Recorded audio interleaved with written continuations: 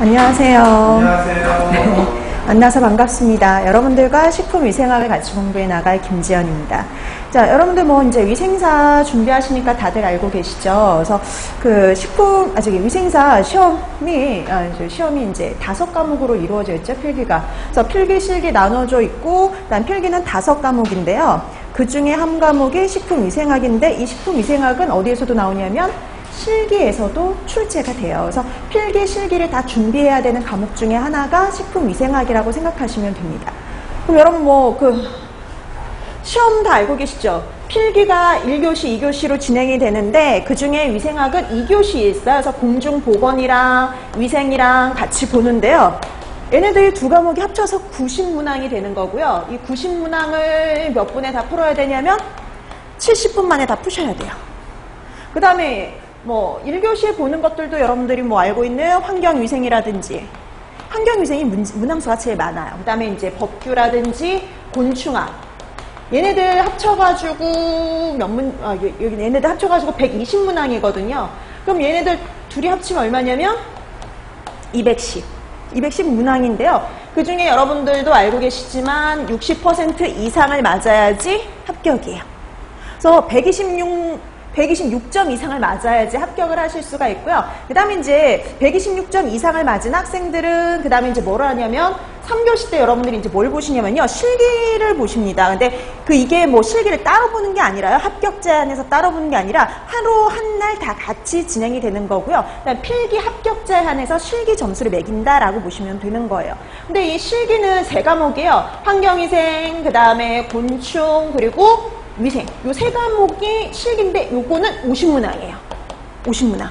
이것도 몇 프로 이상 맞아야 되냐면 60% 이상. 그러니까 이거 30점 이상을 맞아야지. 얘는 126점 이상을 맞아야지 합격을 할 수가 있어요. 그 다음에 여러분 이 말 들어봤죠? 과락 과목이라는 말. 과락. 모든 과목이 과락이에요. 그러니까 과락 과목은 40% 이상을 맞으면 되거든요. 근데 여러분 솔직히 과락 때문에 떨어지는 경우 극히 드물기는 해요. 그러니까 과락 과목, 예를 들어서 위생이 50문제가 나오거든요. 50문제에서 40%, 20점이요. 웬만해서는 다 20점 이상 이렇게 맞을 수가 있거든요. 그래서 과락보다는 이제 점수가 안 돼서 떨어지는 경우가 많아요. 근데 간혹 가다가 126점은 넘었으나 예를 들어서 환경위생 같은 데에서 점수가 미달이 되어서 과락 40%가 안 돼서 간혹 떨어지는 경우도 간혹은 있어요. 근데 거의 그런 거보다는 이제 전체 점수가 안 돼서 그렇게 되는 경우가 훨씬 더 많다라고 생각하시면 되고요. 그다음에 여러분 보실래요? 얘 40, 얘 50문항. 그래서 90문항인데 시간은 얼마예요? 70분. 그러니까 여러분들 문항수가 한 문제를 푸는데 1분도 걸려서는 안 된다는 소리죠. 그러니까 문항수에 비해서 시간이 짧다는 소리는 문제가 간단하다는 소리예요. 그러니까 문제가 되게 길거나 이런 문항들이 거의 없고요. 짧게 읽고 답을 찾을 수 있는 문항들이 거의 대다수다라고 생각하시면 돼요. 그래서 특히 위생사 문제는요. 긴 문제가 드물어요. 적은 편이다라고 생각을 하시면 됩니다. 그래서 충분히 70분 동안요. 여러분들이 90문제 다 풀고 답까지 다 쓰시고 간혹 시간이 남는 경우도 종종 있어요. 그러니까 그 정도로 문제가 이렇게 긴 거보다는 간단하게 답을 찾아가는 단답형의 형태가 좀 더 많다라고 생각을 하시면 되는 겁니다. 그래서 이렇게 특히 이제 위생 같은 거 아주 극히 어려운 문제는 거의 없는 편이긴 합니다. 자, 그다음에 이제 우리 합격률을 한번 얘기를 해봐야 되는데, 작년 합격률이 드디어 이제 위생사가 50%가 넘었어요. 그러니까 이 위생사가 50% 넘는 경우가 거의 없었거든요. 작년에 처음으로 이제 50%가 넘었고요. 좀 여러분들 선배들이나 이런 분들 이렇게 들어보시면은 2013년도 문제가 좀 어려웠어요. 왜냐면 그때가 문제가 바꿔나가는 과도기 때였어요. 예전에 그림으로 나오던 게 사진으로 나온다든지, 그러니까 실기가요. 그러니까 예전엔 그림으로 이렇게 주로 나왔는데 그게 거의 다 사진으로 나왔고요. 그러니까 지금은 이제 다 계속 사진을 쓰고 있어요. 그러니까 그거에 이제 지금 익숙해져서 그때 처음으로 바뀐 거예요. 그 다음에 이제 문제 유형이 그때 많이 바뀌었어요. 문제 유형이 많이 바뀌면서 우리가 이렇게 좀 접해보지 못했던 문제들 있죠. 똑같은 것을 물어보나 이렇게 약간 좀 다른 유형으로 물어보는 문제의 형태들이 나오면서요. 그거에 익숙치 않아가지고 이렇게 떨어지는 사람들이 많았어요. 그때 36%밖에 안 됐어요. 네, 그러니까 100% 중에 36%밖에 안 됐으니까 합격률이 정말 낮았죠. 모든 그런 고시 중에 제일 낮았던 게 위생사예요.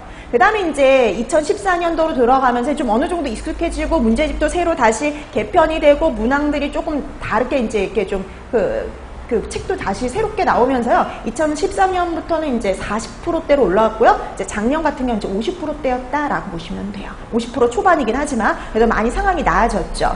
그래서 여러분들 이렇게 보시면 왜 문제가 이런 식으로 달라졌다고 생각하시면 돼요. 그러니까 예전에는 이제 통조림 문제가 나오면은 이런 식으로 나왔죠. 통조림에서 가장 문제가 될 만한 유해금속은 이게 시험 문제였어요. 문제 간단하죠. 통조림에서 가장 문제가 되는 유해금속이다? 그럼 답은 주석이거든요. 근데 2013년도 문제는 어땠냐면 이런 형태였다고 보시면 돼요. 파인애플 통조림을 사서 개봉을 한 지 일주일이 지났다. 이랬을 때 가장 문제가 되는 유해물질은 이게 시험 문제예요.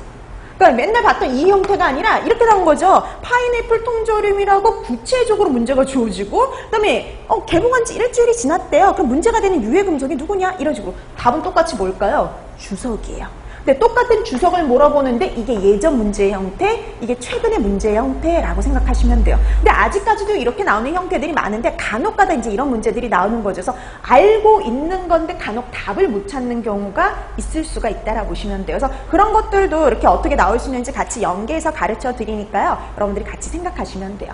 그 다음에 우리가 또 이 식품위생에서 생각할 건 또 뭐냐면 요게 보니까 얘는 필기도 있고 실기도 있죠. 근데 우리가 8주 동안 강의를 하면서 필기를 한 6주 할 거예요. 그럼 나머지 2주밖에 안 되네요, 실기는? 그럼 뭐 실기 별로 할 거 없나요? 아니요. 거의 다 필기에서 다 얘기를 합니다. 필기에서. 그러니까 웬만한 내용들은 거의 다 필기에서 그 위생과 관련된 내용들은 다 공부를 하고요. 실기에서는 그림, 사진 이런 것들을 주로 보는 거죠. 그 다음에 우리가 필기에서 안 나왔던 내용만 이렇게 보고 문제 유형이 어떤지만 확인을 하면 되니까 2주 정도밖에 걸리지 않는 거예요. 왜냐면 여러분 필기, 실기 따로 공부할 필요 없이 얘네들을 같이 묶어서 같이 공부한다고 생각하시면 돼요. 이게 문제의 차이라고 생각하시면 돼요. 문제의 차이. 예를 들어서 여러분들 살모넬라균에 대해서 공부한다. 그러면 우리가 필기에서 이제 살모넬라균의 특징들을 쭉 다 해요. 뭐 그람, 음성에, 간균이다, 주모성 편모를 갖고 있다. 그 다음에 얘가 뭐 식중독을 일으킨다. 그 다음에 이 식중독의 특징은 어떻다. 이렇게 쭉 공부를 하죠. 이게 이제 필기에서 이렇게 쭉 공부를 해요. 그럼 이게 실기로 이어지는 거예요. 실기로. 그럼 실기에서 뭐가 나오느냐? 사진이 나와요. 간균, 막대기 모양의 간균 주어지고 편모, 주모성 편모가 이렇게 나와요. 그럼 이런 형태를 띠는 균이 누구냐? 이게 바로 실기예요. 그러니까 필기와 실기가 따로 있는 게 아니라 같이 공부한다. 이렇게 생각하시면 되고요. 이 얘기는 다시 뭐에 가서 얘기를 안 할까요? 실기에 가서 얘기를 안 하겠죠. 왜냐면 살모넬라균이 이렇게 생겼다는 거 여러분이 다 알고 있으니까 실기에 가서 다시 얘기할 필요가 없이 그냥 사진만 보고 확인만 하는 작업만 하면 되는 거거든요. 그래서 실기는 간단하게 2주면 끝날 수 있다라고 생각하시면 되는 거예요. 그래서 이렇게 식품위생은 필기, 실기 이렇게 나눠져 있지만 필기에서 대다수의 내용을 공부한다라고 생각하시면 될 것 같아요. 자, 그럼 이제 오늘은 이제 첫 시간이니까 식품위생학 우리가 공부할 게 어떻게 구성이 되어 있느냐를 한번 봐야 되는데 거기 차례 보세요. 맨 앞장에 차례. 맨 앞장에 차례 보면은 되게 간단하게 되어 있죠. 5개로밖에 구성이 안 돼 있어요. 여러분들이 학교 다니실 적에나 이렇게 봤을 때 식품위생 그 책에 차례, 목차가 엄청나게 많았었잖아요. 그 내용을 간추려 놨다라고 보시면 돼요. 자, 식품위생의 개요. 여러분 뭐 개요 같은 경우 그런 것들이 나와요. 식품위생의 정의, 뭐 이런 내용들. 근데 여러분 이 정의도 나오는데 그뿐만이 아니라 여기에 잡다한 거 같이 넣어놨어요. 원래 챕터 하나로 이렇게 꺼내기에는 조금 모호한 애들 있죠? 그런 애들을 거의 다 식품위생 개요에다가 우리 책에는 다 집어넣었어요. 뭐 해썹이라든지 독성시험이라든지 유전자 변형식품 이런 것들을 따로 빼기에는 모호해서 다 여기다 집어넣었는데 옆 파트에서도 매년 2문제 정도는 나와요. 평균 한 2문제 정도 출제가 된다라고 생각을 하시면 돼요. 분량은 적으나 매해 한 2문제 정도 출제가 되는 곳 이렇게 생각하시면 돼요. 자, 그다음에 식품과 미생물 파트인데요. 여러분 식품과 미생물 별거 아니겠지 하지만 보통 10문제에서 20문제가 여기서 출제가 됩니다. 적으면 10문제에서 20문제 사이 정도가 시험 문제 출제가 되어서 식품 미생물 파트라고 해서 미생물 얘기만 나오는 게 아니라 미생물의 종류라든지 그다음에 뭐 오염 지표균이라든지 그다음에 또 여러분들이 또 이 균들을 죽일 수 있는 살균 소독법까지 다 합쳐져 있는 파트라고 보시면 돼요. 그래서 이 파트에서 한 10문제에서 한 20문제 정도 출제된다라고 보시면 되겠고요. 그 다음에 가장 이 식품위생학에서 제일 중요한 파트를 골라라 라고 하면 식중독이라고 보시면 돼요. 식중독. 그러니까 이 식중독은 항상 20문제 이상이에요. 여기서 나오는 문제가 항상 거의 20문제 이상은 여기에서 나온다라고 보시면 됩니다. 대다수가 일단 제일 중요하게 여러분들이 공부할 게 식중독 파트예요. 자, 그러면 나머지 네 번째는 감염병, 기생충 질환. 여러분 감염병은 여러분 이거 어디서 볼 수 있는 거냐면 여기서도 볼 수 있지만 공중보건에서도 볼 수가 있어요. 그러니까 이곳저곳 이렇게 나눠져 있다 보니까 우리 식품위생학에서는 조금 분량이 적습니다. 그래서 저기 감염병하고 기생충 질환 합쳐봤자 5문제에서 10문제 사이예요. 자, 네, 마지막 식품 첨가물은 5, 7문제 정도라고 보시면 돼요. 그러니까 여러분 식품 첨가물 파트가 제일 공부하기 힘들어요. 이름을 엄청나게 외워야 되는데 나오는 건 5, 7문제밖에 되지를 않죠. 그래서 이렇게 좀 분량은 많으나 공부할 게 좀 많긴 하지만 조금 적게 나오는 파트라고 여러분들이 생각을 하시면 될 것 같습니다. 자, 그러면 이제 우리가 첫 시간이니까 하나씩 진행을 해야 되는데요. 제일 먼저 할 거는 식품위생의 개요. 이제 이거 들어가기 전에 수업이 어떻게 또 진행이 되는지. 아까 말씀드렸듯이 6주는 필기 거의, 그 다음에 나머지 2주가 실기 이렇게 생각하시면 되고요. 그다음에 또 하나, 우리는 이론 위주로 수업을 할 거예요. 그래서 여러분 솔직히 여러분 책 다 보셨잖아요. 문제집 보셨듯이 뭐가 다 나와 있느냐면 답이 다 나와 있어요. 그 또 답이 또 모두 나와 있어요. 설명도 다 나와 있죠. 그렇기 때문에 여러분들이 나중에 여러분들이 문제를 풀고 여러분들이 스스로 문제를 풀고 답을 맞춰보시면 되는 거기 때문에 우린 이론 위주로 수업을 할 거예요. 그래서 이론에서 이런 걸 중점적으로 봐라. 이런 형태로 시험에 많이 나온다. 이런 식으로 이론 위주로 볼 거고요. 문제는 다 이런 식이에요. 형태 보기. 이런 형태의 문제를 꼭 보세요. 그 다음에 이런 문제들이 기출문제입니다. 이런 식으로 문제는 이렇게만 짚고 넘어갈 거예요. 그렇기 때문에 우리가 비중은 좀 더 이론에 둔다라고 생각하시면 될 것 같습니다. 자, 그래서 매주 여러분 수업 진도 나갈 때마다 숙제를 많이 해오셔야 돼요. 문제 다 풀어오셔야 되죠. 예. 그러니까는 이제 우리가 이론 진도 나가고 어떤 문제 유형이 나오는지 가르쳐 드리면 집에 가셔서 복습 한번 하시면서 뭐를 하셔야 되냐면 꼭 한번 그 파트의 문제들을 꼭 다 풀어가지고 다음 수업에 오셔야 되겠죠. 그러니까 항상 여러분들이 복습, 문제 푸는 거 잘 해오시면 됩니다. 자, 그럼 이제 오늘 첫 시간이니까 하나씩 진도를 나가야겠죠. 그래서 첫 시간 식품위생의 개요 파트부터 나가도록 할게요. 자, 식품위생의 개요 하면은 여러분 식품위생의 정의부터 나오는데 여러분 정의 무시하시면 안 됩니다. 정의도 시험 문제에 나와요. 잊을만 하면 한 번씩 나와요. 자, 그럼 이제 식품위생의 정의인데 뭐 식품부터 나오긴 하지만 식품은 그냥 한번 읽어두시면 돼요. 자, 식품은 의약품으로 섭취하는 것을 제외한 모든 음식물을 식품, 이건 법규에도 나오는 정의예요. 그러니까 이 법규에 나오는 정의가 바로 뭐죠? 식품에 대한 정의가. 그 다음에 식품위생의 정의를 보셔야 되는데요. 우리 식품위생의 정의를 보면 식품위생의 어원부터 나오죠? 자, 이 식품위생의 어원이 어디서부터 시작을 했냐면 위생이라는 단어를 처음 쓴 사람이 있어요. 장자야. 네, 중국의 장자가 위생이라는 단어를 처음으로 사용을 한 사람. 왠지 서양이나 뭐 유럽인들 이런 사람들이 위생이라는 단어를 제일 먼저 썼을 것 같죠? 근데 장자였어요. 근데 이게 2013년 문제였다는 거 아니겠어요? 2013년 문제가 뭐였냐면 위생이라는 단어를 처음으로 사용한 사람은 공자, 맹자, 장자, 노자 이게 보기였어요. 그 중에 장자가 답이 됐었겠죠. 그러니까 간혹 이렇게 생각지도 못한 문제가 정말 간혹 이렇게 나옵니다. 자, 그 다음에 WHO의 정의를 볼까요? 자, WHO의, 그럼 우리가 첫 번째, 위생의 정의에서 이제 첫 번째 볼 건 이거네요. 어원의 시작은 장자였다, 이거요. 그 다음에 두 번째, WHO의 정의에서 그럼 우리가 뭘 봐야 되느냐? 두 번째 볼 거. 자, WHO의 정의를 보면은요, 식품 원료의 생유, 생산, 제조로부터 최종적으로 사람에게 섭취되기까지 모든 단계에서 식품의 안전성, 건전성, 완전 무결성을 확보하기 모든 수단이다. 자, 그럼 이제 포인트 잡아야죠. 자, WHO의 정의에서 포인트로 잡을 거 첫 번째 이거예요. 우선 뭐가 있느냐면 원료의 생육 단계에서부터요. 섭취까지 모든 단계를 다 본다는 거예요. 그래서 생육 단계에서부터 섭취 단계까지 모든 단계를 다 본다. 그 다음에 식품에 뭘 확보하기 위한 수단이냐면요. 안전성, 건전성, 완전 무결성이에요. 그러니까 포인트가 되는 단어들은 꼭 기억을 하셔야 돼요. 그러니까 여러분 이걸 주로 이렇게 여러분들이 이걸 달달달 외우실 필요는 없지만 포인트가 되는 단어들은 꼭 알아두셔야죠. 왜냐면 간혹 가로넣기도 나오거든요.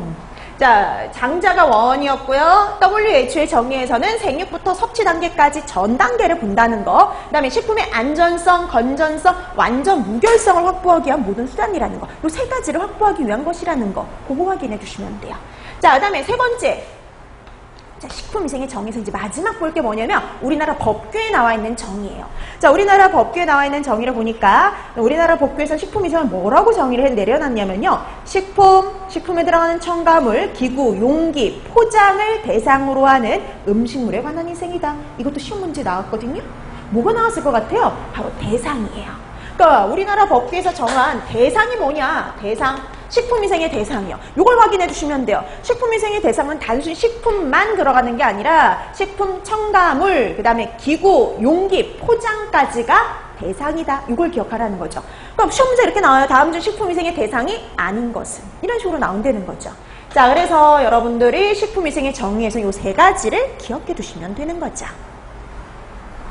자, 그래서 이게 별거 아닌 것 같지만 실제로도 시험 문제에 출제가 된다라고 여러분 생각하시면 돼요. 그러니까 잊을만 하면 한 번씩 나와요. 위생의 정의에서.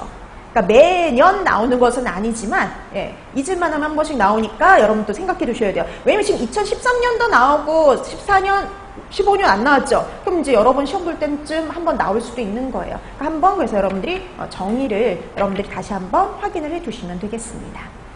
자, 그 다음에 식품의 위해 요인이 나오는데 식품위생의 목적은 여러분 한번 읽어두시면 되고요. 식품의 위해 요인이 나와 있는데 여러분 우리가 식품의 위해가 될 만한 요인을 세 가지로 나눌 수가 있어요. 자, 여러분 식품의 위해 요인을 세 가지로 나누는데요.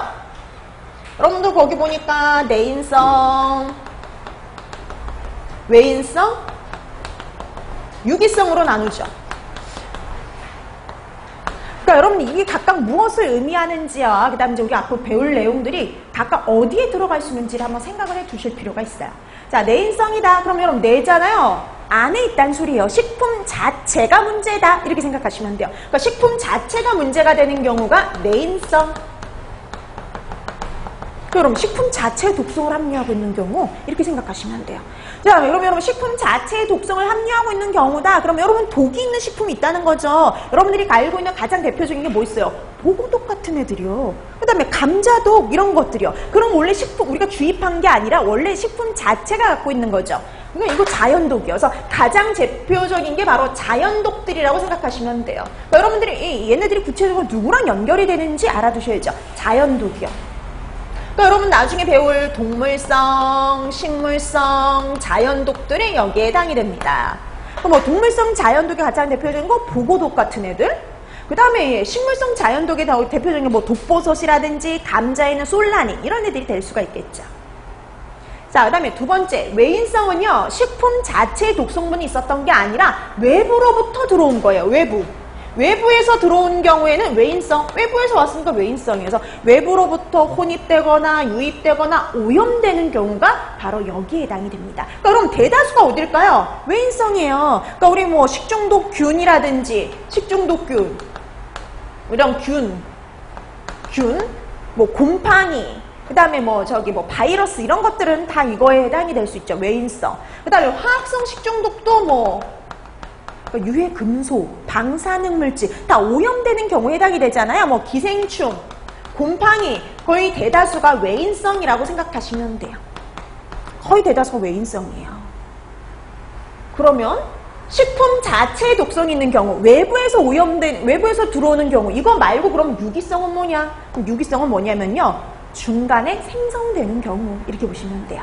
중간에 생성되는 경우. 중간에 생성되는 물질들이 바로 유기성 위해 요인이 될 수가 있어요. 그래서 유기성은요. 중간에 만들어지는 물질 이렇게 보시면 되는 겁니다. 그럼 여러분 대표적인 게 그런 애들 있잖아요. 우리 왜 이런 갈비 같은 거, 이렇게 그 삼겹살 같은 거 잘 구워 먹죠. 그러니까 삼겹살 자체는 문제가 되지 않지만 삼겹살을 굽게 되면 쉽게 뭐 하냐면 타버리죠. 그렇게 탄 음식에서 발생하는 그런 발암성 물질, 원래부터 있었던 게 아니라 음식이 탔을 때만 발생을 하죠. 그런 것들이 가장 대표적인 유기성 위해 요인들이에요. 그래서 이런 유기성 위해 요인들은 중간에 생성되는 물질들, 나중에 화학성 식중독 갔을 때 쭉 다 공부를 합니다. 그 중에 대표적인 게 아까도 얘기했던 탄 음식에 들어있는 벤조피렌이라든지, 여러분 탄 음식 걸 많이 먹으면 암에 걸린단 말하죠. 그 원인 물질이 바로 벤조피렌이에요. 그다음에 또 대표적으로 이렇게 왜 햄 만들 때 햄을 제조할 때 생성될 수 있는 또 발암성 물질이 있어요. 네, 그런 발암성 물질들이라든지, 그다음에 또 뭐가 있냐면 또 대표적이냐면 또 그거요. 여러분 왜 그 기름은 신선한 기름 문제가 안 되지만 기름이 산화되면 만들어지는 과산화물. 이런 것 등. 이런 애들은 이제 나중에 식중독 가서 이제 쭉 공부할 건데, 이런 애들이 예전에는 위생사 시험에 잘 안 나왔어요. 벤조피렌, 아까 좀 전에 했던 그 햄에 들어있던 발암성 물질인 니트로사민, 이런 물질이요, 이런 애들이요, 위생사 시험 문제에 거의 나오지를 않았던 애들인데 요즘에 추가됐죠. 이런 애들 추가됐어요. 그러니까 옛날 이렇게 문제집 때 보면 이런 애 이름 나오지도 않아요. 근데 얘네들 반드시 알아두셔야 됩니다. 왜냐면 예전에 안 나오던 파트에서 이렇게 시험 문제가 출제가 돼요. 왜냐면 요즘 들어 이런 애들이 문제가 되고 있으니까요. 그러니까 왜냐면 식생활이 바뀌면서요, 이렇게 나오는 애들도 조금씩 달라지는 거예요. 그걸 적응 못하면 이제 점수 떨어질 수밖에 없는 거죠. 그러니까 항상 이런 이런 거 같은 경우는 이제 새롭게 등장하는 애들이라 보시면 돼요. 예전엔 위생사 시험 문제는 얘네들이 하나도 나온 적이 없었어요. 근데 최근 들어서 이런 애들도 시험 문제 출제가 되고 있다라고 보시면 됩니다. 자, 이렇게 해서 내인성, 외인성, 유기성 이렇게 세 가지로 분류하는데 어떻게 분류되는지 파악해 두시면 되겠어요. 그래서 문제 보기 이렇게 쭉 나오면 지금은 이제 요 정도만 알아도 되지만 나중에 가서는 우리가 다 식중독까지 공부하고 난 다음엔요, 우리가 식중독에서 공부했던 내용을 얘가 내인성인지 외인성인지 유기성인지를 확실하게 구분하실 수가 있으셔야 돼요. 왜냐면 이 구분하는 문제가 최근에 나왔었거든요. 최근에 한번 나왔어요. 그러니까 얘도 마찬가지예요. 자주 나오는 문제 아닙니다. 자주 나오는 문제는 아니지만 얘도 잊을만한 한 번씩, 그러니까 5, 6년에 막 이렇게 길게 텀을 주고 한 번씩 나오는 문제라고 보시면 돼요. 자, 그래서 이렇게 여러분들이 식품의 위해 요인은 내인성, 외인성, 유기성으로 구분해두는 연습을 하시면 되는 겁니다. 자, 그 다음에 이제 식품의 위생 파트인데요. 요 식품의 위생 파트 같은 경우에는 이제 몇 가지를 같이 취합해서 같이 할 거예요. 자, 그러면 제일 먼저 나온 거는 위생적인 식품 취급과 관련된 건데, 이건 솔직히 실기에서도 나와요. 그러니까 이거는 이 파트, 여기 요 부분은요, 법규에 나오는 일부의 내용인데, 요거 같은 경우에는 맞냐 아니냐만 잘 구분해 두시면 돼요. 그러니까 이 다음 주 위생적인 식품 취급에 해당하지 않는 걸 찾아라, 아니면은 옳은 걸 찾아라, 이런 문제가 실기에서 간혹 나올 때가 있거든요. 그래서 얘네들 한번 읽어두셔서 이게 맞는 문장이 틀린 문장인지 정도 구분하시면 돼요. 자, 그럼 첫 번째 거부터 보세요. 원료보관실, 제조가공실, 조리실, 포장실의 내부는요, 청결하게 관리한다. 당연히 청결하게 관리할 것들이죠. 그 다음에 부패 변질되기 쉬운 거는요, 냉동, 냉장 시설의 보관 관리해야 된다. 네, 당연한 것들. 그 다음에 세 번째 보세요. 보관, 운반, 진열 시에는 보존 및 유통기간에 적합하도록 관리를 해야 되고요. 냉동, 냉장 시설, 운반 시설은 항상 정상적으로 작동시켜야 된다. 그러니까 당연한 것들을 얘기하고 있는데 이런 것들을 이제 구별해 두시면 되는 거죠. 그다음 네 번째 거 보시면은요, 위생모를 착용하는 등 개인위생 관리를 철저히 해야 된다. 그러니까 이렇게 조리에 종사하는 사람들. 근데 여러분, 조리에 종사하는 사람들뿐만이 아니죠. 제조, 가공, 조립, 포장에 직접 종사하는 사람들은요, 모두 다 위생모를 착용하도록 되어 있어요. 그러니까 여러분, 포장을 하는 사람도 해야 되죠. 근데 여러분, 그러면 포장된 제품을 파는 사람은 위생모를 착용할 필요가 있을까요? 없을까요? 예, 없죠. 그럼 벌써 포장 다 되어 있는 제품이니까 할 필요가 없어요. 그러니까 되게 어이없는 데서 이렇게 틀린 걸 끼워 넣을 때가 있거든요. 그러니까 그래서 맞는 건지 아닌지 정도만 구분하실 수 있으면 된다는 소리예요. 나머지 5번도 한번 보세요. 자, 제조, 가공하여 최소 판매 단위로 포장된 식품 또는 식품 첨가물은요, 허가를 받지 아니하거나 신고를 하지 아니하고 판매의 목적으로 포장을 뜯어서 분할하여서 판매하면 안 됩니다. 허가를 받지 않은 사람은요, 분할해서 판매할 수 없어요. 근데 이런 경우는 가능해요. 여러분 왜 호빵 같은 거 어때요? 포장 뜯어가지고 단일 판매하지 않아요? 근데 그렇게 했는데 법에 걸리는 게 아니거든요. 그럼 보세요. 그게 여기에 해당이 돼요. 컵라면, 유래용 다류, 음식류에 뜨거운 물을 부어주거나 호빵 등처럼 따뜻하게 데워서 판매할 땐 가능해요. 그러니까 예외를 둔 거죠. 그러니까 무조건 분할 판매가 안 된다 이게 아니라 컵라면 같은 애들, 뜨거운 물을 버어야 되는 애들, 호빵처럼 따뜻하게 데워서 먹어야 되는 애들은요, 분할해서 판매할 수가 있어요. 그 다음에 또 6번 보세요. 기계기구 및 음식기는 사용 후에 세척, 살균하는 등 항상 청결하게 유지를 해야 되고요. 어유, 육류, 채소류를 취급하는 칼, 도마 이런 애들은 각각 구분해서 사용해야 됩니다. 교차 오염을 방지하기 위한 것이죠. 그 다음에 유통기한이 경과된 식품을요, 판매하거나 판매의 목적으로 진열, 보관할 수 없어요. 자, 이런 것들은 한번 읽어두시면 되는 내용들이니까요. 읽어서 맞는 문장인지 아닌 문장인지 정도만, 요 정도는 구분하시면 됩니다. 자, 그 다음에 식품위생과 관련된 거 독성검사가 나오는데요. 여러분 독성검사는 구별을 좀 해두셔야겠죠. 자, 우리 책에서 소개된 독성시험은요, 3가지인데 이건 어떤 거냐면 일반 독성시험입니다. 그럼 일반 독성시험은 분류기준이 뭐냐면 실험기간이에요. 실험기간에 따라 독성시험 검사법을 분류해놓고 있다라고 보시면 돼요. 자, 그러면 우리가 보니까 제일 먼저 나온 게 바로 급성 독성 시험이죠. 급성이다 그러면은요, 급성, 아급성, 그리고 만성. 자, 급성 독성 시험은요, 1회 다량을 투여해가지고요, 얼마나 독성이 강하냐 이걸 알아보는 실험인데요. 딱 얼마 하느냐? 1, 2주요. 딱 1, 2주만 한다 이렇게 보시면 돼요. 그래서 1, 2주 실험을 해서 얼마나 독성이 강한지를 검사하는 건데요. 이 독성이 강한 정도는요, 최소 치사량, 반수 치사량, 반수 치사 농도 다양하게 표현을 할 수 있는데, 여러분 이 3개 중에서 뭘 제일 많이 들어봤어요? 반수 치사량을 제일 많이 들어봤죠. 그래서 주로 급성 독성 시험에서 얼마나 독성이 강하냐 그 정도는요, 반수 치사량을 가지고 보통 표시를 합니다. 그 반수 치사량이 여러분들이 잘 알고 있는 뭐냐? LD50이에요. LD50. 그래서 LD50 하면 여러분 이렇게 약자 쓰는 것들이 몇 가지 나와요. 그럼 얘네들이 뭔지 정도는 알고 있어야 돼요. 그게 가장 기본이거든요. 가장 기본적인 걸 간혹 물어보기도 해요.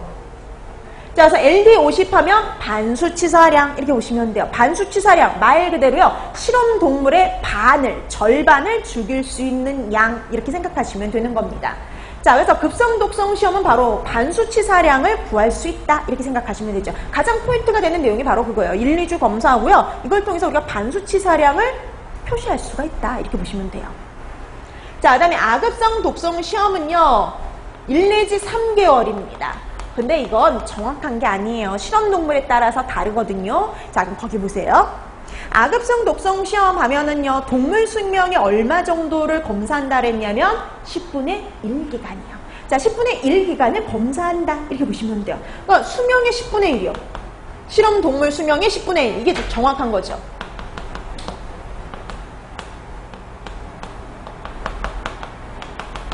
자, 그래서 실험 동물의 수명의 10분의 1 기간을 검사하는 게 아급성 이렇게 생각을 하면 돼요.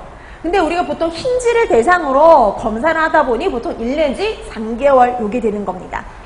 그 다음에 만성은 1, 2년이거든요.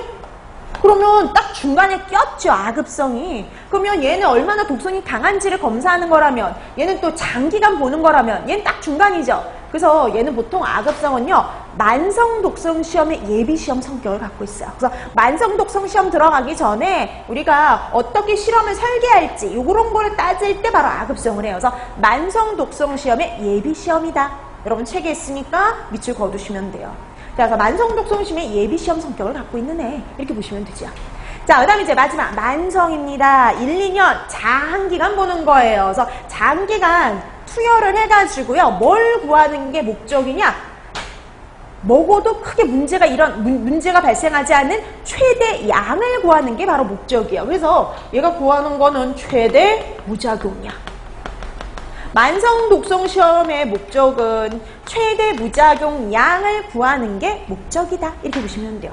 최대 무작용량. 우리가 동물을 대상으로 실험을 했을 때 먹어도 아무런 문제가 일어나지 않는 최대 량을 구하는 게 바로 목적입니다. 최대 무작용량을 구하는 게 목적이야. 근데 여러분 이걸 구했죠? 이 최대 무작용량을 구하는 이유가 있어요. 이 최대 무작용량을 통해서 뭘 구하느냐? ADI라는 걸 구합니다. ADI. 우리말로 하면요. 일일 섭취 허용량이에요. 이거는 일일 섭취 허용량, 하루에 먹을 수 있는 최대량이에요. 사람을 기준으로 했을 때. 사람이 하루에 평생 이만큼씩 먹어도 아무런 문제를 일으키지 않는 최대량이다. 이렇게 생각하시면 돼요. 평생 먹어도 문제를 일으키지 않는 양이에요. 그게 바로 일일 섭취 허용량이에요. 근데 뭘 가지고 구하느냐? 동물의 최대 무작용량을 가지고 구해지는 거죠. 그래서 여러분 책에도 나와 있듯이요. 최대 무작용량에 에다가 안전계수의 역수를 곱해서 계산을 합니다. 안전계수의 역수를 곱해서 계산을 해요. 안전계수는 보통 10에서 100, 1000까지 가는데요. 가장 일반적인 안전계수는 100이라고 보시면 돼요. 100. 네. 뭐 일반적으로 안전계수는 100이에요. 왜냐면 사람과 동물의 차이가 있죠. 그게 10. 그 다음에 사람마다 개인차가 있죠. 그게 10. 그래서 10배, 10배 해가지고 곱하기 했으니까 100배. 그래서 보통 가장 일반적인 건 100배라고 보시면 돼요. 자, 그래서 포인트가 되는 것들이 있어요. 급성 독성은 1, 2주 실험을 하고요. 이걸 통해 가지고 LD50을 구할 수 있다는 거. 그 다음에 실험동물의 수명이 10분의 1 기간을 검사하는 건 아급성이라는 거. 그 다음에 만성은 1, 2년 장기간 이렇게 시험을 하는 이유가요. 바로 뭘 구하는 게 목적이냐면 최대 무작용량. 그래서 동물의 최대 무작용량을 구하는 게 목적이고, 이 동물의 최대 무작용량을 구해가지고 우리가 파악할 수 있는 게 바로 뭐냐면 ADI. ADI가 뭐래요? 일일 섭취 허용량이요. 예전에 이런 거 물어보는 거 나왔어요. ADI가 뭐냐 이런 식으로요. 그러니까 여러분 약자 나오는 것들이 몇 가지 있다 그랬죠. 그 약자가 뭘 의미하는지는 꼭 알아두셔야 돼요. ADI 하면 일일 섭취 허용량, 하루에 먹을 수 있는 양. 그 다음에 LD50 하면 반수치사량, 실험동물의 절반을 죽일 수 있는 양. 이런 식으로 여러분들의 이름, 이렇게 약자들은 이게 뭘 의미하는지는 반드시 알아두실 필요가 있습니다. 자, 그래서 이렇게 독성시험은요, 일반 독성시험 정도 기간을 가지고 나눠서 여러분들이 중요 포인트를 잡아두시면 되겠어요. 자, 그 다음에 이제 우리가 마지막 요 단원에서 볼 게 뭐냐면 해썹이 남았습니다. 원래 해썹도요, 원래는 다른 데서 뭐 한 단원으로 뽑아가지고 되게 자세히 공부하거든요. 근데 여러분 위생사에서는 그렇게 자세 문제가 나오지를 않아요. 되게 단순한 문제가 나와요. 그럴 때면 여러분 가장 단순하게 여러분들이 알아두시면 될 것 같아요. 자, 그럼 우선 해썹, HACCP, 이 약자죠. 이 약자죠. 자, 그럼 원래는 길게 하면 하자드 어널리시스 크리티컬 컨트롤 포인트 이렇게 됐거든요. 그래서 예전에는요, 하자드 어널리시스 크리티컬 컨트롤 포인트 그래가지고요, 위의 요소 중점 관리 기준 이렇게 말했어요. 직역을 했거든요. 직역을 해서 위의 요소 중점 관리 기준이라고 했지만 작년부터 이름이 바뀌었습니다. 어떻게 바뀌었냐면요, 식품 안전관리 인증 기준으로요. 이렇게 이름이 바뀌었어요. 바뀐 이름 반드시 알아두셔야죠. 여러분 이것도 되게 단순한 문제도 나왔어요. 해썹이 뭐냐고. 아니 뭐 하여튼 해썹이 뭐냐 뭐 이런 식으로, 아니면 식품 안전관리 인증 기준이 뭐냐 이런 식으로 시험 문제가 나와요. 그럼 여러분들이 해썹 아니면은 안전관리 인증 기준 이거 찾으실 수 있으면 돼요. 그래서 여러분들이 약자들, 나오는 약자들 이런 애들은 꼭 알아두셔야 돼요. 기본 중에 기본입니다. 자, 그럼 식품 안전관리 인증 기준 요거 정의가 나와 있죠. 정의 한번 보실까요? 식품의 원료, 제조, 가공, 보존, 유통의 전 과정에서요, 위험물질이 해당 식품에 혼입되거나 오염되는 것을 사전에 방지하기 위한 제도. 그게 포인트예요. 그러니까 얘도 마찬가지로 전 과정을 다 다루는데요, 사전에 방지하기 위한 제도다. 그게 바로 특징이라고 보시면 돼요. 자, 그래서 해썹 같은 경우에는요, 우선 식품 안전관리 인증 기준이다. 이거 파악하실 수 있어야 되고요. 그 다음에 해썹 같은 경우에는 여러분들도 아까 지금 거기도 나왔듯이 뭐 전 과정을 다 관리를 하고요, 사전에 방지하기 위한 제도예요. 일이 터지고 나서 대응을 하는 게 아니라요. 사전에 방지하기 위한 제도가 특징이다. 이렇게 보시면 될 것 같아요. 자, 그 다음에 두 번째. 여러분, 해썹의 구성은 되게 간단해요. 이렇게 구성이 돼요. HA와 CCP로요. 그러니까 구성이 되게 간단해요. HA 플러스 CCP로 구성이 되어 있다. 자, 그래서 여러분 뭐 HA도 거기 나와 있죠. HA 하면은 뭐 우리말로 하면 위해 요소 분석입니다. 말 그대로 위해가 될 만한 요소를 분석해내는 거죠. 그 다음에 CCP, 그럼 중요 관리점이에요. 말 그대로 우리가 철저하게 관리할 지점이에요. 그래서 우리가 위해 요소를 예방하거나 제거하거나 허용 수준 이하로 감소시킬 수 있는 공정이나 단계를 가지고 뭐라 그러냐면 CCP, 중요 관리점, 이렇게 두 가지로 구성되어 있죠. 자, 그 다음에 해썹의 지원 프로그램이 나와 있는데요. 이런 지원 프로그램도 그냥 간단히만 보고 갈게요. 그럼 지원 프로그램의 이름만 알아두시면 되겠는데요. 여러분, 해썹이 제대로 시행되려면요, 지원 프로그램이 갖춰져 있어야 됩니다. 그 지원 프로그램은 GMP와 SSOP라고 보시면 돼요. GMP하고 SSOP요. 두 가지도 이름 알아두시면 되죠. GMP 여건 안에서 SSOP를 실행을 하면 됩니다.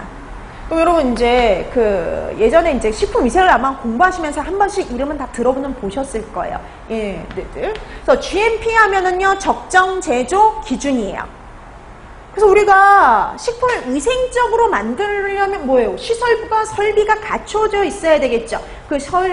갖춰야 될 시설과 설비를 바로 GMP, 적정 제조 기준이라고 얘기하는 거고요. 그 다음에 SSOP, 표준 위생관리 절차, 뭐 위생관리 기준, 이렇게 얘기를 하면 되는데요. 얘는 말 그대로 우리가 뭐 위생관리 어떻게 할 건지, 그 다음에 뭐 용수관리 어떻게 할 건지, 뭐 이런 거에 대한 위생의 가장 일반적인 것들을 설정을 해놓은 게 SSOP라고 보시면 돼요. 그래서 GMP, SSOP. 이 이름 정도 봐두시면 돼요. 그 다음에 이제 제일 중요한 게 여기 나와 있죠. 절차. 자, 여러분 해썹의 절차는 뭐 총 몇 단계요? 12단계.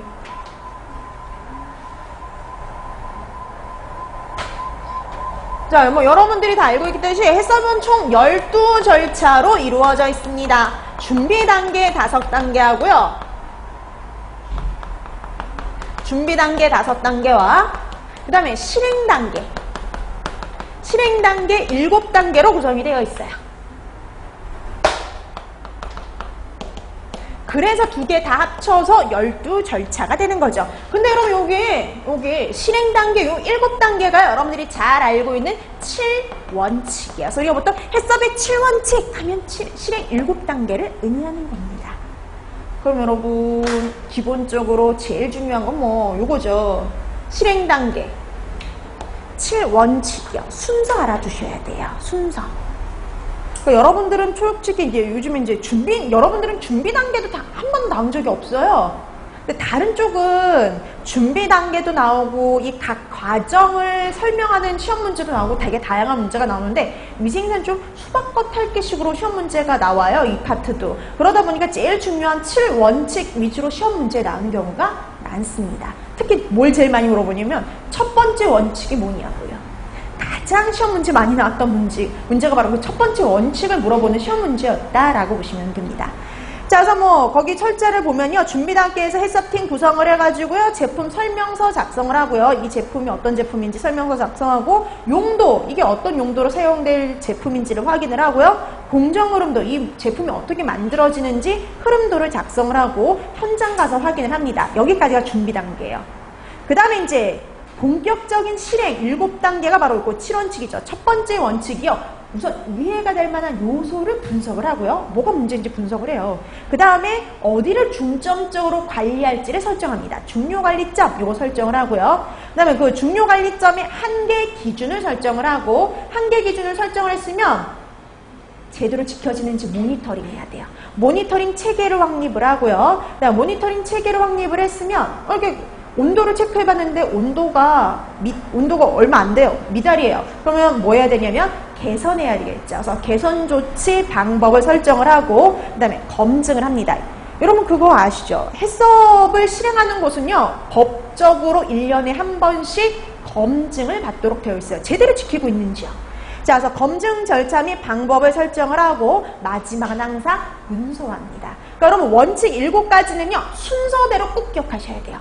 첫 번째 원칙부터 7번째 원칙까지 여러분들이 각각의 원칙 순서를 물어보면은 그 순서 바로 나오게. 첫 번째 원칙이 뭐냐 물어보면 위의 요소 분석이다. 이런 식으로 여러분들이 할 수 있도록요. 순서에 대로 7원칙 헷갈리지 않도록 기억을 해두세요.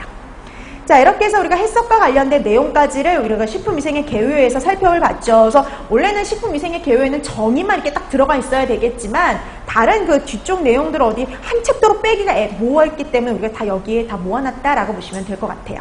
자, 그럼 시험 문제 어떻게 나오는지 한번 우리 살펴봐야 되죠. 거기 적중 예상 문제 한번 보실래요? 바로 그 뒷장에 나와 있는 적중 예상 문제.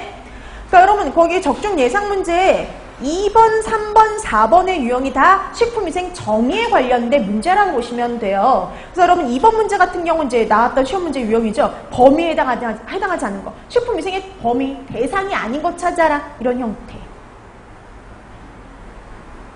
그 다음에 WHO와 관련된 정의도 나온 적이 있어요. 그래서 WHO에 관련된 그 정의들. 네, 그래서 여러분들이 그 정의 문제는 자주 나오는 것은 아니나 간혹가다 한 번씩 이렇게 나온다라고 여러분들이 생각을 해두시면 될 것 같아요. 자, 그 다음에 여러분 거기 7번 한번 보실래요? 7번.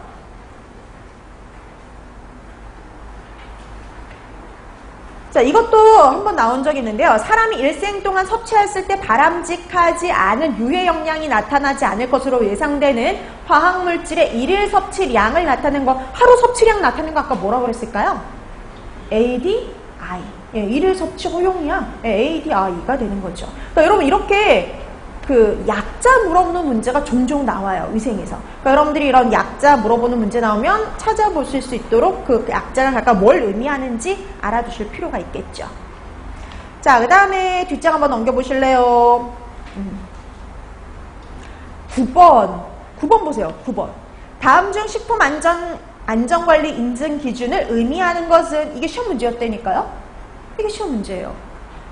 그러니까 여러분 이제 이때는 그 바뀌기 전이었으니까 그때 시험 문제는 유해 요소 중점 관리 기준을 의미하는 것은 그때는 그렇게 시험 문제가 나왔었거든요. 지금 이제 식품 안전관리 인증 기준이죠. 왜 식품 안전관리 인증 기준이냐 그러면은 해썹. 그러니까 이렇게 간단하게 나와요. 그러니까 여러분들이 문제가 되게 복잡하고 이런 문제는 극히 드물어요. 되게 단순한 문제 위주로 구성이 되어 있다라고 생각하시면 되고요. 그냥 간단하게 여러분들이 포인트를 잡아서 기억을 하시면 돼요.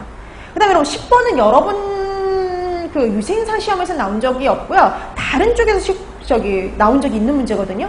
위생사 말고 다른 쪽에서 영양사에서 나왔던 문제인데 그게 무시할 수 없는 게 간혹 그러거든요. 영양사에 나왔던 문제가 위생사에 나오기도 하고 위생사에 나왔던 문제가 영양사에 나오기도 하니까요. 한번 봐두시면 좋죠.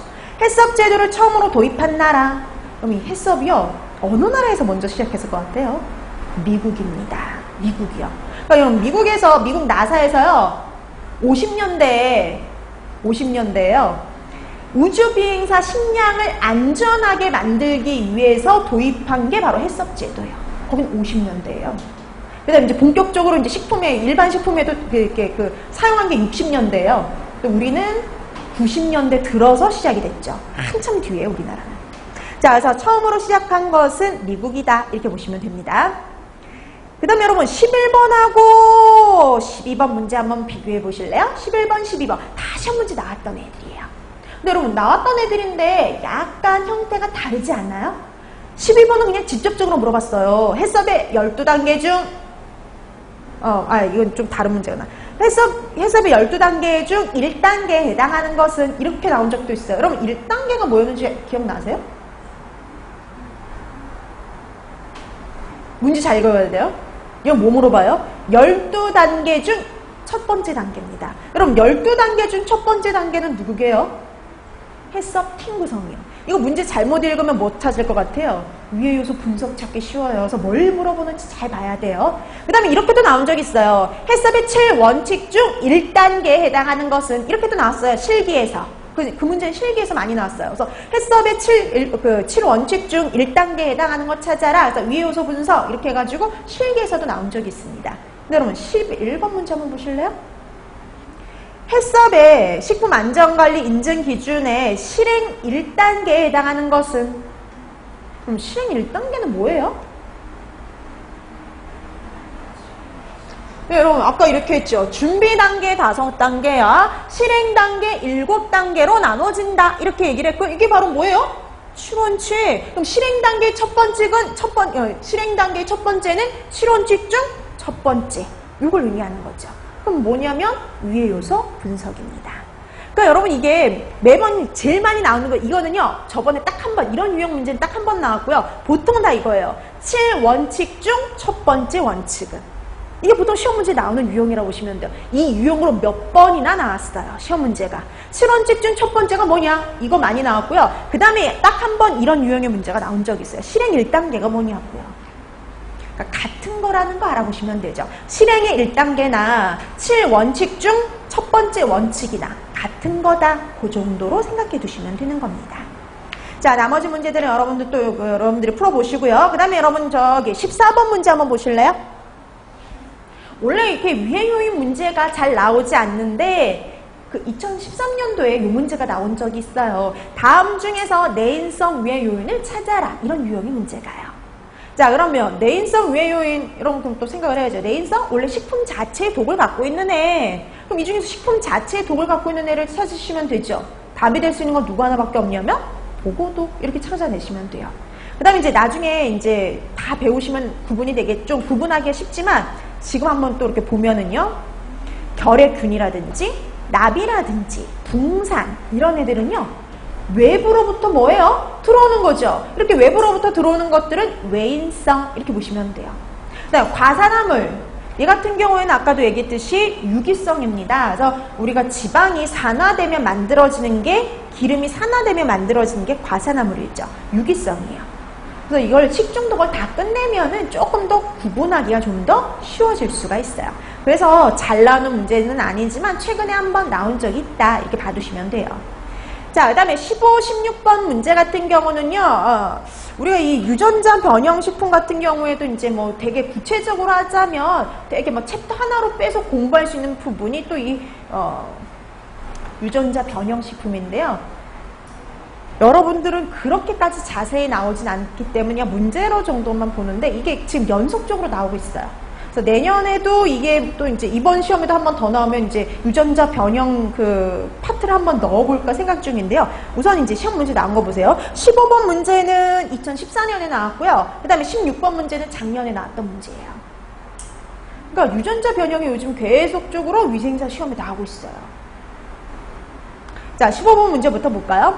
유전자 제조합 농산물을 만드는 방법 중에 하나로 금 또는 텅스텐 등 금속 밀입자에 유용한 유전자를 코팅하여 식물체로 내로 밀어내는 방법을 찾아라. 그럼 여러분 우선 유전자 제조합 식품을 만드는 거, 유전자 변형 식품을 만드는 방법은요. 1번, 2번, 3번밖에 없어요. 1, 2, 3번입니다. 나머지는 없어요. 그럼 1, 2, 3번 중에 답이겠죠. 그러면 그 중에서 밀어 넣는 건 뭐냐면 유전자 총법이요. 예, 총을 쏘는 것처럼 밀어 넣는 방법이라고 생각하시면 돼요. 쉽게 말하면 거기 되게 어렵게 나와 있는데 말 그대로 총처럼 쏴가지고 주입하는 방법이라 보시면 됩니다. 말 그대로 3번은 융합을 시키는 방법이고요. 2번은 아그로박테리움이라는 미생물을 이용해서 집어넣는 방법이라 보시면 돼요. 간단하게 얘기하자면 자, 그래서 15번의 답은 1번이 되는 거고요. 그 다음에 이제 16번에 이제 이게 바로 이제 작년 시험 문제였는데요. 왜 우리 이 유전자 변형 농산물이 요즘에 많이 들어와 있고 가장 대표적으로 많이 알려진 게 콩이거든요. 콩? 근데 최초로 개발된 건 누구냐면 토마토였어요. 무르지 않은 토마토. 여러분 토마토 어때요? 쉽게 무르지 않아서 무르지 말라고 최초로 사용했던 거는 최초로 만들어진 거는 무르지 않은 토마토였다라고 보시면 됩니다. 그러니까 작년 시험 문제의 답은 3번이 되는 거죠. 자, 이렇게 해서 최근에 들어서 이렇게 유전자 변형과 관련된 문제가 이렇게 조금 이렇게 나오고 있다. 경향을 여러분들이 조금 파악해 두시면 될 것 같아요. 자, 그래서 첫 번째 단어는 위생의 정의라든지, 그 다음에 여러분들 뭐 저기 해썹이라든지 유전자 변형과 관련된 그 관련 내기들을요, 여러분들이 좀 중요한 것들을 포인트를 잡아서 간단하게 정도만 알아두시면 될 것 같습니다. 자, 그 다음에 이제 본격적인 시작이라고 볼 수 있는 게 바로 식품과 미생물 파트, 여기서부터라고 생각하시면 되겠죠. 식품과 미생물 파트, 여기서부터 이제 본격적인 내용들이 시작이 돼요. 그래서 여러분 식품과 미생물 파트가 여러분 여기 쭉 넘겨보시면 알겠지만 분량이 꽤 돼요. 그 다음에 여기서 또 이제 알아야 될 것들이 균 이름이 엄청 나와요. 이제 여러분들이 이 균 이름도 잘 파악을 해주실 필요가 있어요. 그래서 각각의 균의 그런 특징들을 다 파악을 하셔서 구분을 하실 수 있어야 돼요. 이 파트를 또 잘 해놔야 되는 이유 중에 하나가요. 실기에서도 해야 되니까. 필기, 실기에서 같이 해야 될 내용 파트 중에 하나가 바로 식품과 미생물 파트예요. 자, 그래서 여러분들이 균들의 특징은 반드시 알아두셔야 됩니다. 자, 그럼 여러분 미생물 하면 뭐가 제일 먼저 떠오르시나요? 미생물. 우리가 생물보다 이렇게 작은 형태를 띠고 있는 애들을 미생물이라고 하죠. 뭐 미생물의 대표적인 게 세균, 곰팡이, 그 다음에 효모, 그리고 바이러스. 뭐 이런 애들이 대표적이죠. 미생물의 대표, 뭐 이제 여기 리케차도 있고 하겠지만 뭐 이제 대표적인 애들이 이런 애들이에요. 자, 그러면 이제 우리가 각각 여기에서 미생물의 종류와 뭘 알아둬야 되느냐? 특징을 알아두셔야 돼요. 미생물의 종류와 특징, 이게 시험 문제 잘 나오거든요. 자, 이런 특징을 주고 얘가 어떤 미생물이냐 이렇게 나오기도 하고요. 또 이 각각의 미생물이 어떤 식품의 부패 또는 내지는 발효에 이용이 되는 거냐, 이런 문제들이 최근 많이 나오고 있어요. 자, 그래서 여러분들이 종류와 특징을 알아두셔야 되는데 제일 중요한 건 누구냐면 얘예요. 세균. 세균이 제일 중요하고요. 그 다음에 누구냐면 곰팡이. 딱 순서예요. 그 다음에 세 번째가 효모. 그 다음에 바이러스 문제는 그닥 그렇게 잘 나오는 편이 아닙니다. 단독 문제로는 잘 안 나와요, 바이러스는. 자, 그래서 여러분들이 세균 제일 잘 봐야 돼요. 그러니까 이 두 가지가 가장 많이 출제가 된다라고 보시면 되는 겁니다. 그러니까 여러분들이 이렇게 좀 더 비중을 두고 공부를 해두시면 되는 거죠. 그 다음에 이제 본격적인 내용은요, 조금 쉬고 나서 들어가도록 할게요.